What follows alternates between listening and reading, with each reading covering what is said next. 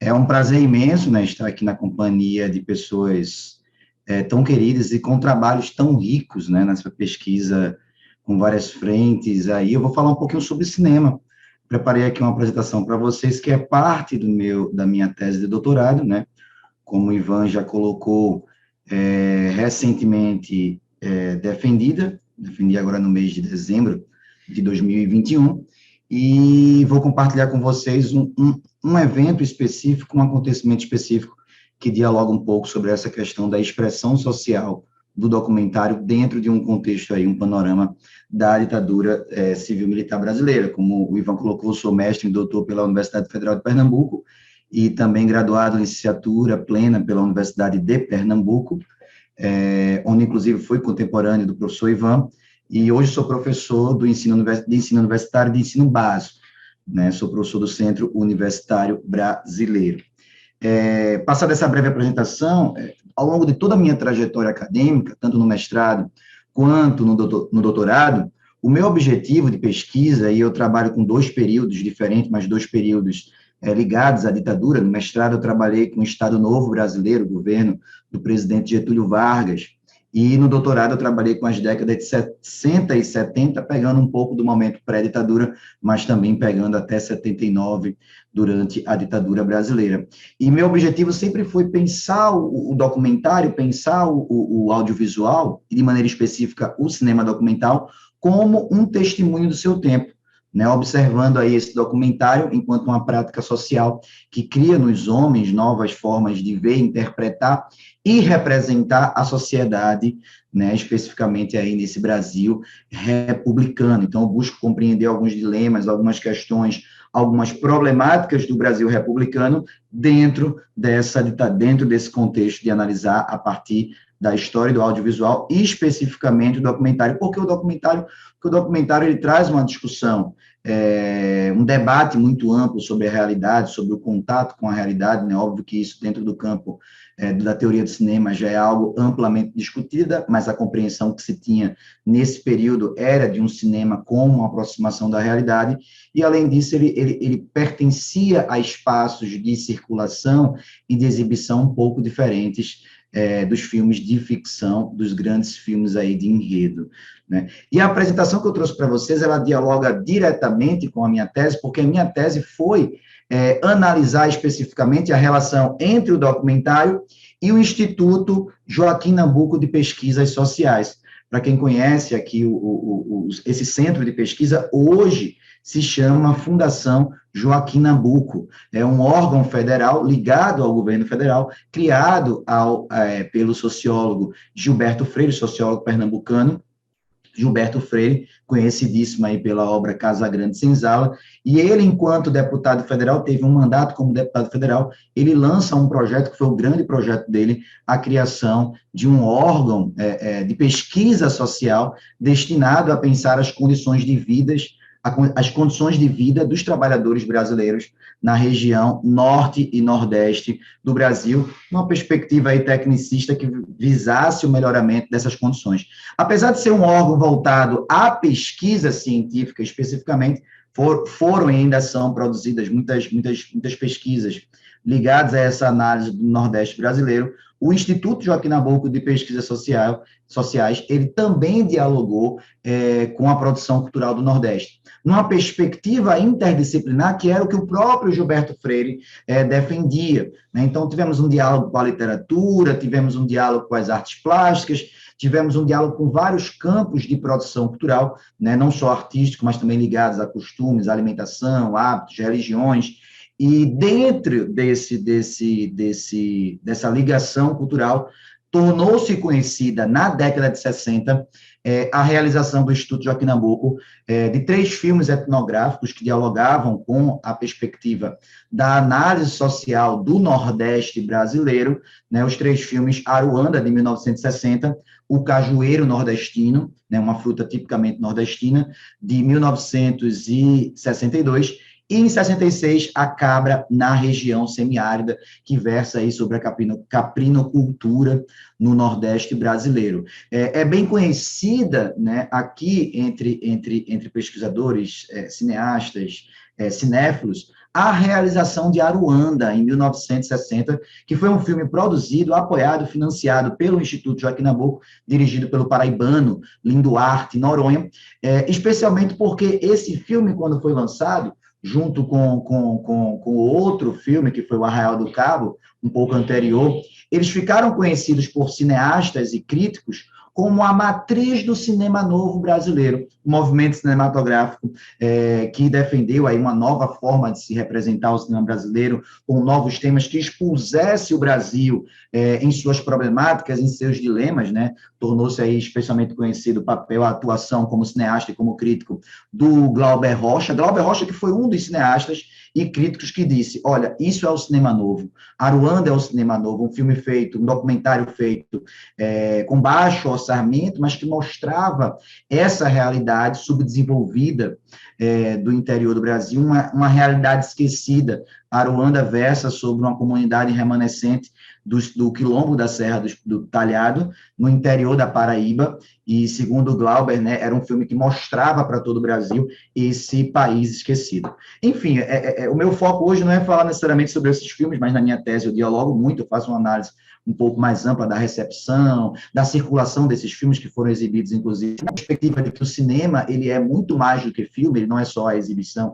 necessariamente, mas o debate, a crítica, o pós, né, eu localizo na década de 70, como também ele passa a discutir o documentário brasileiro, a debater esse documentário brasileiro, e um dos grandes eventos, um dos grandes acontecimentos que foi pioneiro nessa discussão sobre o documentário, que colocou em xeque a importância do documentário, o debate sobre o que o documentário deveria promover. Claro que isso é uma visão muito ligada ao que se compreendia de documentário naquela época. Foi a primeira mostra e primeiro simpósio do filme documental brasileiro, de 25 a 29 de novembro de 1974. Um evento que contou com financiamento, contou com apoio do Ministério da Educação, do Instituto Nacional de Cinema, da Empresa Brasileira de Filmes, 3 órgãos ligados aí ao governo federal, do Museu do Açúcar, que era uma instituição museológica do Instituto Joaquim Nabuco, e da Rede Globo de Televisão. Daqui a pouco, inclusive, eu vou falar um pouquinho dessa ligação com a televisão nesse momento, especificamente, a década de 70. Esse evento, ele contou com 7 eixos, né? Um eixo ligado a discutir o documentário como um registro de interpretação da realidade sociocultural brasileira, né? Discutir também o estado atual do cinema documental socioantropológico no Brasil, os aspectos legais de realização e distribuição dos filmes, é uma parte mais técnica, que é ligada ao Instituto Nacional de Cinema e à Empresa Brasileira de Filmes, que era responsável pela distribuição. Depois, inclusive, o Instituto Nacional é encerrado, é extinto, né, e todas essas funções vão ficar centralizadas na Embra Filmes, e a relação entre o documental e as ciências sociais, o Nordeste no filme documental brasileiro, dentro dessa perspectiva de trazer a discussão localizada aonde o Instituto Joaquim Nabuco fazia sua atuação, e onde ele era sediado. O Instituto, e hoje Fundação, é sediado no Recife, capital de Pernambuco, um dos estados do Nordeste brasileiro, e o filme de ficção e suas possibilidades documentais, e, por último, os problemas e limitações da estética documental. Uma das coisas que eu trago para pensar essa questão da ditadura, dentro dessa análise, desse encontro, é que é um evento financiado por órgãos federais, que muitas vezes, inclusive, participavam cineastas, críticos, que chegaram a ser perseguidos, direto ou indiretamente. Quando eu falo de indiretamente, tiveram que mudar seus filmes ou censurar algumas partes de filmes para poder ter o filme exibido, como é o caso do próprio Nelson Pereira dos Santos, que eu vou falar já já. E é um órgão que, nessa época, está em ligação direta com a ditadura, né? Gilberto Freire, que era presidente do conselho diretor, ele era um cara que apoiou a ditadura. Quem estava na direção do órgão nesse momento é o seu filho, Fernando Melo Freire. Então, há um diálogo ali, né? Um diálogo de paradoxo, não necessariamente paradoxo, mas contradições que fazem parte da história, que é da pesquisa social, cineastas, críticos, como Alcino Teixeira de Mello, que era o presidente do INSE, participou enviando texto, ele não estava presente, o Roberto Aguiar, o Paulo Emílio Salles Gomes, né, o crítico e professor universitário da USP, reconhecido aqui no Brasil, José Arthur Aguiar, Guido Araújo, crítico de cinema da Bahia, que inclusive é o grande organizador do Festival de Cinema da Bahia, Celso Marconi, Graziela Peregrino, Silvio Bach, entre outros, Jean-Claude Bernadet e Egon Scharen, que é um cara ligado à pesquisa social na USP, em São Paulo. Né? Como é que eu fiz a análise desse encontro? Eu fiz a análise desse encontro tentando dialogar, né, com os registros da época, tanto os anais desse simpósio, em que muitos materiais foram perdidos porque em 75, aqui em Recife, vai acontecer uma grande enchente e que vai destruir parte das gravações,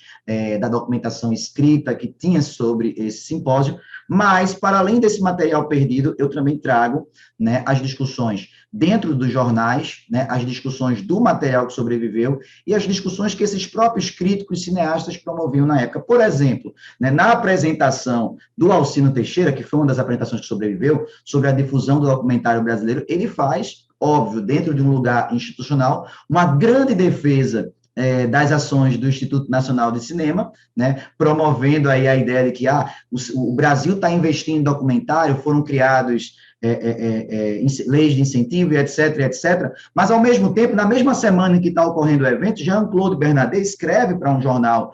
de São Paulo, falando que essas iniciativas elas são insuficientes. Né? Então, a gente vê aí um lugar de disputa contra aquilo que o governo federal tentava propagandear e aquilo que esses cineastas, que esses críticos estavam diariamente colocando na imprensa como sendo algo insuficiente. Esse evento ele é chamado de Mostra e Simpósio porque ele teve uma parte de debates, né, como esse debate que eu estou colocando aqui, do Alcino Teixeira, que foi apresentado pelo Valdemar de Oliveira, que era o delegado regional do INSE, e também uma parte de exibição de filmes, né, onde foram apresentados filmes como o Amuleto de Ogum, que foi a grande estreia nacional, a estreia no Brasil do Amuleto de Ogum foi feito durante esse evento, né, o que mostra, inclusive, a importância do evento no cenário nacional. O Amuleto de Ogum, que é um filme de Nelson Pereira dos Santos, é um filme ficcional, mas que traz esse eixo da importância documental do ficcional também, porque todo filme ficcional também documenta algo, então isso é uma coisa que está começando a ser discutido nessa época, e esse filme, por exemplo, para quem não conhece, ele trabalha aí com elementos, é um filme policial, meio envolvido ali com representações da cultura afrodescendente no Brasil,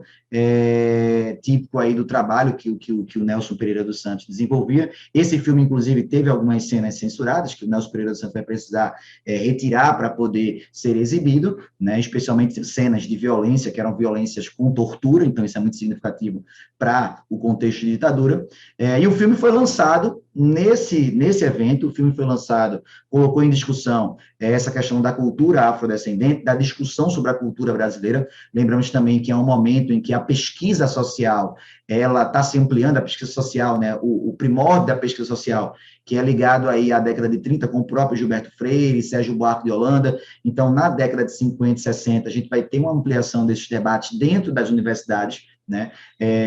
Amuleto de Ogum foi lançado no evento, e o filme Casa Grande e Senzala também, que era um documentário do Geraldo Sarno, cineasta baiano, ligado aí a uma trajetória, a um conjunto de discussões sobre o documentário brasileiro. Geraldo Sarno, que fez parte de um grupo conhecido, que é o grupo da Caravana Farcas. Ele, inclusive, faz esse documentário sobre o livro do Gilberto Freire, também sobre o Gilberto Freire, né? E entre outros filmes que também são exibidos na mostra, né? E aí eu trago isso, o que era exibido na mostra, eu trago isso para vocês, o que era exibido na mostra, o que era defendido pelos participantes que tinham alguma ligação institucional, e o que era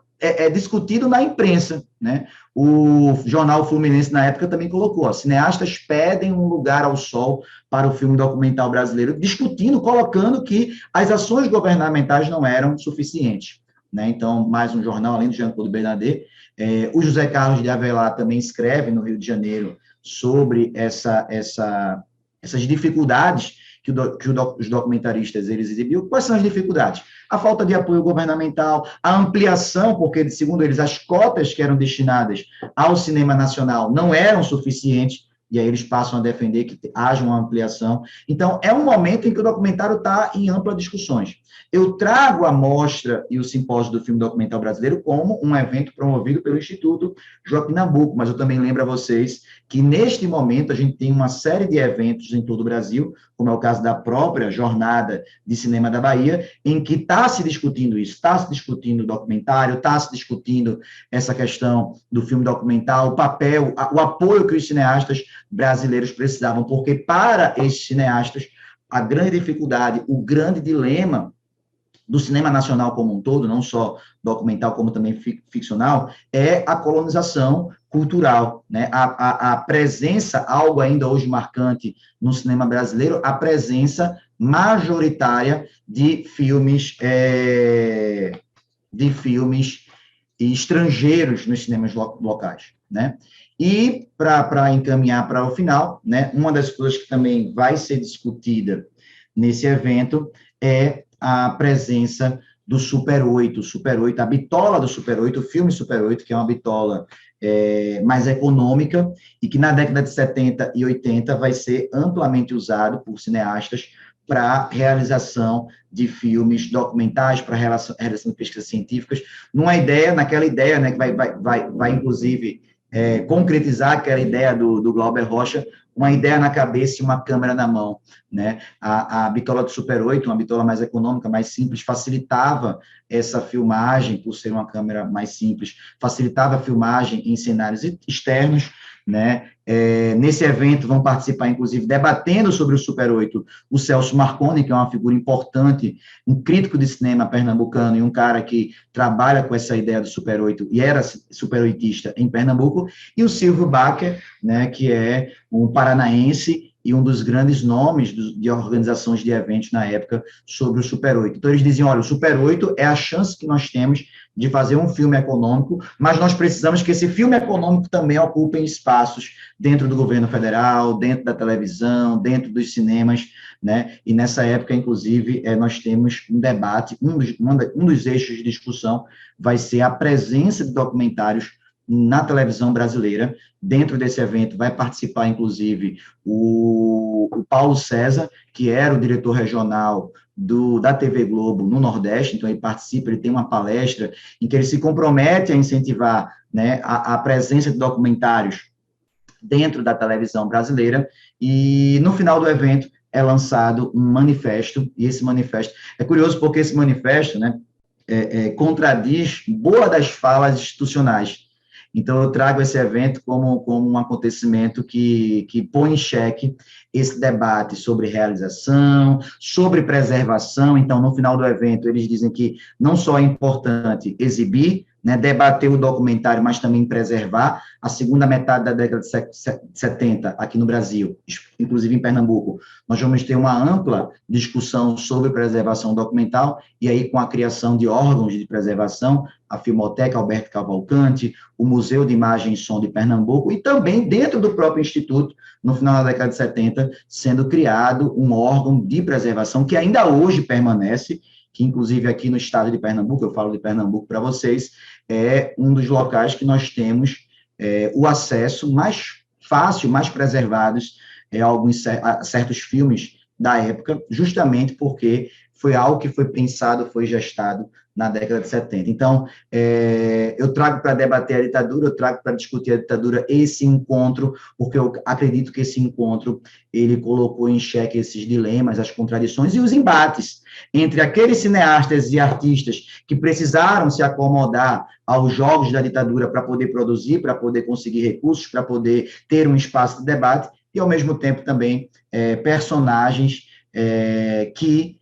estiveram representando instituições diretamente ligadas à ditadura civil-militar brasileira. Então, eu acho que é isso, 20 minutos é pouco tempo para falar sobre esse evento que durou uma semana, com tantas exibições, com tantos eixos de debate, mas eu trouxe aqui para apresentar, né, inclusive, numa perspectiva não só da repressão, mas também da acomodação desses filmes e desses debates dentro de um órgão federal. Então, é isso. E eu fico aberto para o debate, né? Acho que no debate a gente pode trazer mais algumas especificidades sobre esse encontro e sobre esses acontecimentos. Obrigado a todos e todas, obrigado, Ivan, e eu passo a bola aí para nossa querida Melanie, né?